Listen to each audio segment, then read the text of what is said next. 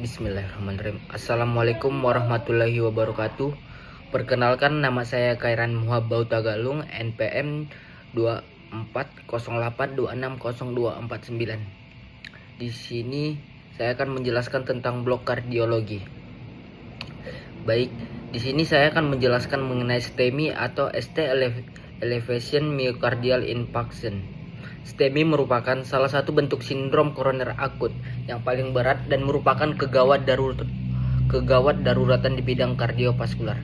Kondisi ini terjadi akibat penyumbatan total arteri koroner sehingga aliran darah menuju otot jantung terhenti. Bila tidak segera ditangani, otot jantung akan mengalami kematian permanen. Pada poster ini akan dijelaskan mengenai definisi, penyebab, patofisiologi, gejala, diagnosis, klasifikasi, tata laksana, komplikasi, hingga pencegahannya. Bagian pertama adalah definisi.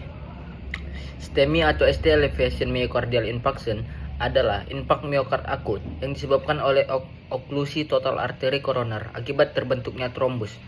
Karena suplai darah berhenti, otot jantung mengalami iskemia transmural, yaitu kerusakan yang mengenai seluruh ketebalan dinding jantung. Ciri khas STEMI adalah adanya elevasi segmen ST pada pemeriksaan EKG.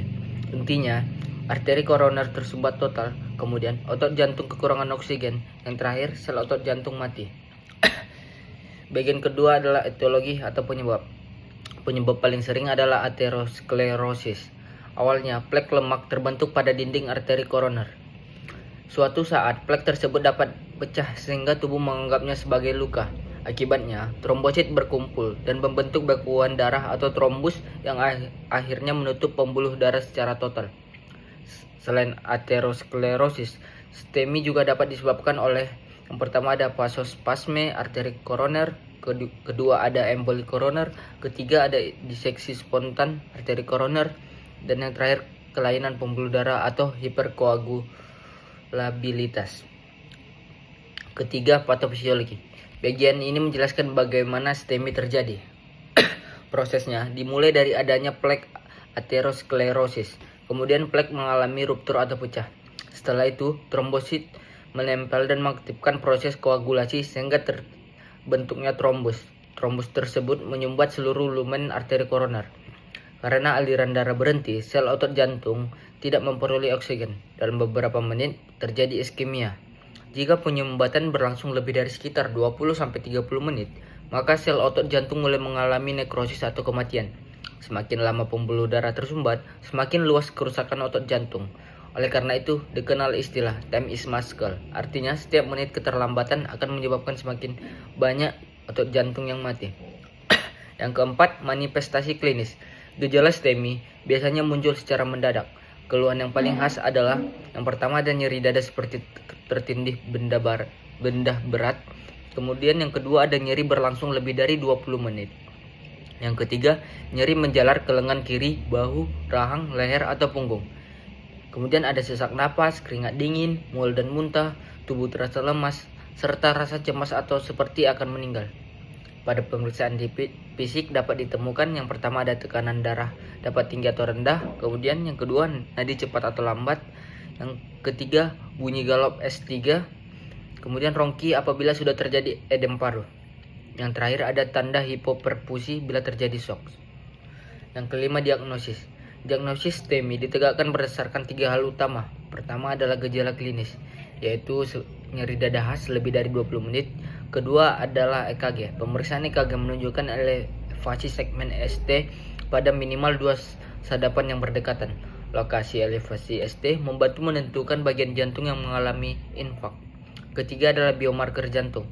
Pemeriksaan troponin merupakan biomarker yang paling sensitif. Troponin meningkat sekitar 3-6 jam setelah infark. Selain troponin dapat diperiksa CKMB. Pemeriksaan lain yang mendukung adalah fototoraks, ekokardiografi, serta pemeriksaan laboratorium yang lain. Yang keenam, klasifikasi. Pada poster ini, STEMI diklasifikasikan berdasarkan lokasi infark. Misalnya, anterior yaitu sadapan V1 sampai V4, inferior sadapan 2, 3, dan AVF. Lateral sadapan 1, AVL, V5, V6. posterior V7 dan V9, ventrikel kanan V3R sampai V4R. Lokasi infak penting karena menentukan arteri koroner mana yang tersumbat dan memengaruhi prognosis. Yang ketujuh, tata laksana. Prinsip utama pengobatan STEMI adalah mengembalikan aliran darah secepat mungkin atau reperfusi.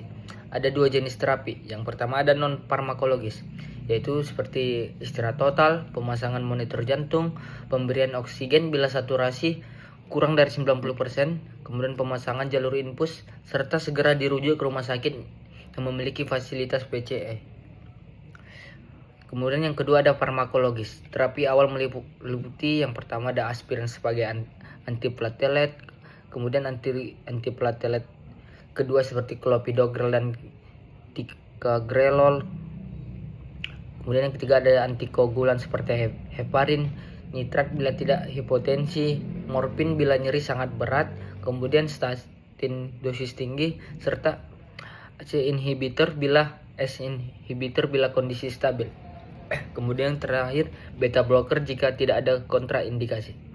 Kemudian yang ketiga itu ada terapi reperfusi. Ini adalah terapi paling penting. Pilihan pertama adalah primary PCE atau angioplasti primer yang idealnya dilakukan dalam waktu door to balloon kurang lebih 90 menit. Jika PCI belum tersedia dalam waktu yang dianjurkan, maka diberikan fibrinolisis. Idealnya dengan door to needle kurang lebih 30 menit. Semakin cepat reperfusi dilakukan, semakin banyak otot jantung yang dapat diselamatkan. Yang kedelapan, komplikasi. Apabila STEMI terlambat ditangani, dapat terjadi berbagai komplikasi seperti yang pertama ada gagal jantung akut, edem paru, aritmia ventrikel, shock kardiogenik, ruptur dinding jantung, tamponet jantung, henti jantung, serta kematian mendadak. Inilah alasan mengapa STEMI merupakan kondisi gawat darurat yang harus segera ditangani. Dan terakhir ada pencegahan. Bagian terakhir yaitu pencegahan. Pencegahan dilakukan dengan mengendalikan faktor risiko penyakit jantung, antara lain berhenti merokok, mengontrol tekanan darah, mengontrol diabetes, menurunkan kadar kolesterol, berolahraga secara teratur, mengonsumsi makanan rendah lemak, jenuh dan tinggi serat, serta menjaga berat badan ideal, mengelola stres, dan minum obat secara teratur sesuai anjuran dokter. Baik, kesimpulan dari penjelasan saya dari awal sampai sekarang, yaitu sebagai kesimpulan, STEMI adalah serangan jantung akut akibat penyumbatan total arteri koroner yang menyebabkan kematian otot jantung.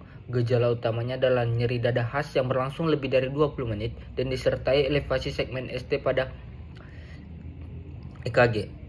Penanganan utama adalah reperfusi secepat mungkin, baik dengan primary PCI maupun fibrinolisis, karena time is muscle. Semakin cepat terapi diberikan, semakin besar peluang menyelamatkan otot jantung, mencegah komplikasi, dan meningkatkan angka harapan hidup pasien. Cukup sekian penjelasan STEMI dari saya. Kurang dan lebih saya mohon maaf pada Allah, saya mohon ampun. Assalamualaikum warahmatullahi wabarakatuh.